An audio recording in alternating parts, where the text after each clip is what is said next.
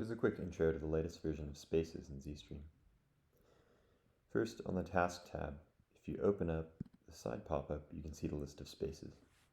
This isn't new, but what is new is that when we change some filters, we can create our own spaces.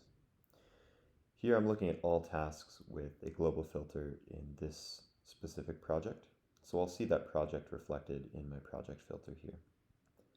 If I go in and add, say, some additional status filters, I'll see the main content update, and I'll also see that I'm now looking at this unsaved space. If I go back to all tasks, I'll see that I'm back to all tasks in this project. If I go back to the unsaved space, I'll see these are the filters that I set.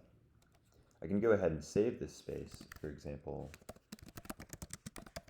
as design queue, and now it's a permanent space that I can come back to with these specific filters saved in it.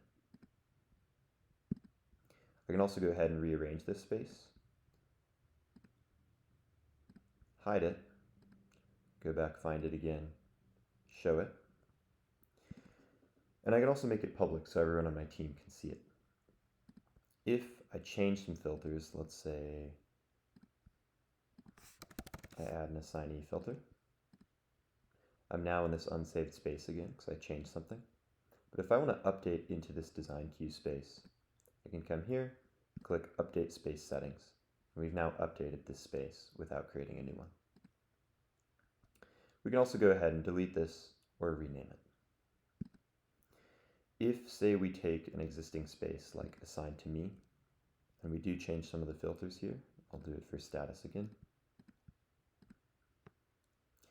Now we're looking at things both assigned to me and in these statuses, but we're in an unsaved space again. I don't have to save this, but if I want to save this, it's inherited the filter from this default assigned to me space and the filters that I've added. So I could go ahead and save that as design assigned to me or something like that. And maybe I don't want it. I'll go ahead and delete it.